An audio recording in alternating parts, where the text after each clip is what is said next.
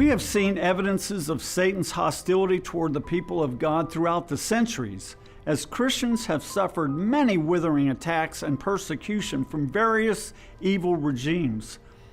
But Jesus and his apostles repeatedly warned that Satan would employ a far more subtle and devastating strategy in his war against Christendom. They prophesied in no uncertain terms that deceivers would arise from inside the church and lead many astray. They described these false teachers in some of the strongest language possible: wolves in sheep's clothing, men devoid of the Spirit, irrational animals, shepherds feeding themselves, blots and blemishes. Are you getting the picture? An apathetic and worldly-minded church is the perfect breeding ground for false teachings to thrive. And this is exactly what Scripture predicts for the last days. The church seems to be teeming with deceivers who have the natural ability to look good on the outside while they are inwardly full of deception and corruption. The type of teaching Christians subject themselves to is of extreme importance, because what we believe plays a huge part in the way we live our lives, and our behavior is what determines our eternal destinies. One of the reasons false teachings have been able to flourish in the American church is because it has become an enterprise system functioning in a similar way as show business. Just like talented musicians, actors, and broadcasters tend to rise to the top in the entertainment realm, so do gifted preachers, writers, and Christian music artists in the church. Venues such as radio, television, and the internet have made it possible for the Christian community to have access to the very best music, the most gifted preaching, and the most interesting talk shows. Any talented, charismatic, and ambitious Christian can forge a very successful career in the American church. The Christian public's fascination with charisma and talent has opened the door for a very subtle deception to creep into the church. The danger we face is not so much from teachers who reject the orthodox teachings of Christianity. The deception in the church today is more subtle than that. It comes from preachers who water down the fire of true Christianity.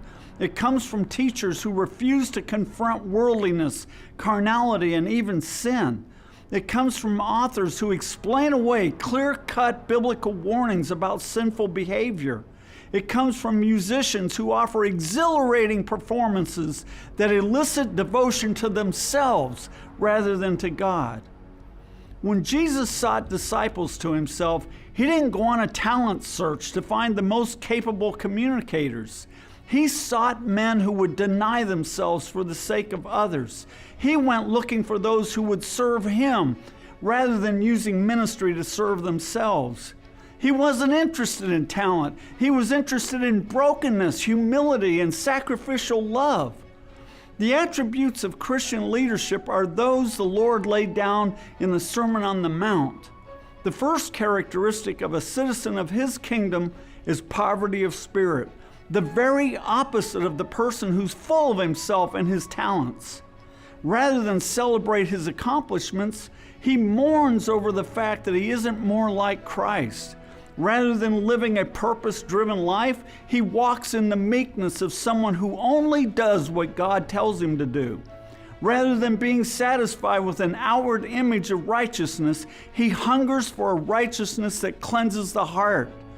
Rather than being preoccupied by what the world offers, he lays his life down in mercy for those in need. Rather than causing strife with others, he brings a sense of peace into every setting.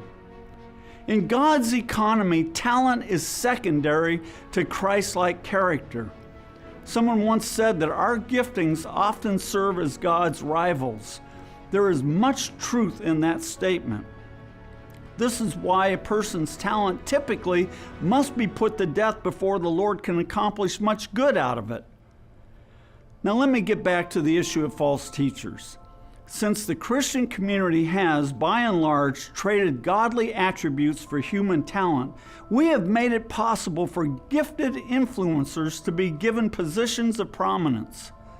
While we do expect such people to keep their behavior and teachings within the framework of the primary tenets of the faith, we allow a great deal of latitude to go unchecked beneath the surface.